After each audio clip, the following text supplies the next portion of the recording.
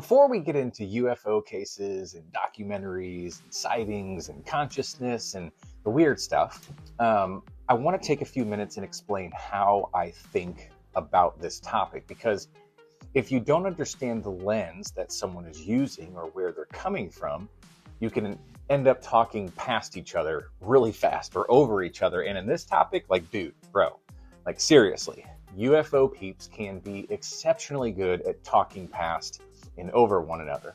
Some people want answers immediately. I get that. We live in an age of instant gratification. All right, get yourself a burger. Some people want to debunk everything immediately. They're very skeptical. And some people are just sitting there okay, why does this topic feel like something is going on, but they just can't put their finger on it? That's the group that I'm talking to. That's what this YouTube channel is all about. One thing I've noticed about the internet, especially with UFOs, is that everything moves at the speed of certainty, right? Just so fast. If a video doesn't have a bold conclusion, a hot take, clickbait, a dramatic headline, then it feels like it just kind of gets ignored. But here's the problem. Certainty feels good even when it's wrong, and this topic does not reward speed. It rewards patience. Think about James Fox and his documentary Moment of Contact. I mean, talk about patience. It's taken years and decades of investigative work by him and others to create one of the most historical films on the topic. I think of authors like Richard Dolan and Diana Pasulka and Jacques Vallée and Leslie Kean, just to name a few, who spend years researching and writing. It's that kind of patience that pays and gives us really good context for the phenomenon. Another person I think of is UAP Gerb. Talk about patience. And honestly, the faster that someone claims they have all of this figured out, the more cautious that I become. That's not cynicism, it's pattern recognition. So here's how I personally approach the UFO topic. It's not a belief system. It's not a debunking mission for me, and it's definitely not a race to conclusions type thing. I look for patterns. I don't look for theories, not answers, patterns. Patterns across time, across cultures, across disciplines, and human experience. Okay, before I get into those 4 quick bullet points and you would like to follow along, go ahead and hit the subscribe button. I'd love that. Thanks. When something keeps showing up in different places under different names and different eras, I pay attention. That doesn't mean I immediately decide what it is.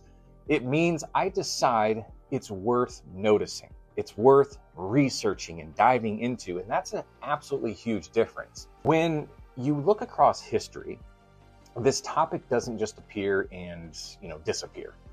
Ancient texts talk about lights in the sky and beings descending and ascending, and you got watchers and messengers.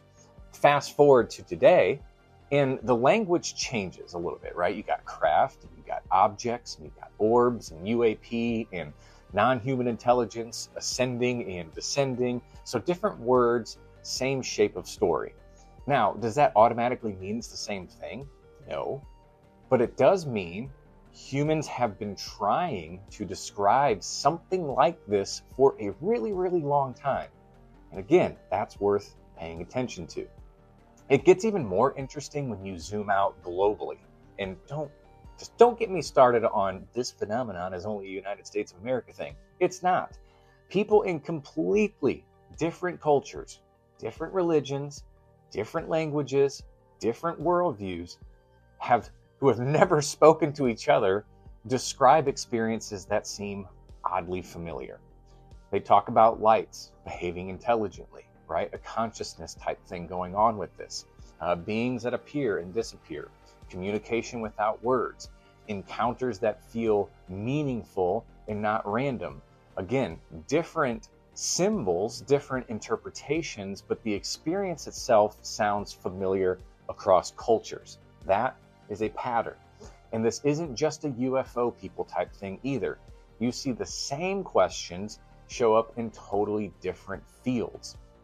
Physics keeps asking, what is reality and how does it work? And And neuroscience says, keeps asking, where does consciousness come from and how does that work? And psychology asks, how does perception shape meaning and how does that work? And religion has been asking for thousands of years, what are non-physical or non-human intelligences? And how do humans interact with them? And how does that work? And these are fields that really don't agree on much, but they all keep circling the big same questions about awareness and reality and perception. When totally different disciplines keep bumping into the same mystery, I notice that. It's another pattern. And then there's the human side, which might be the most important part of all.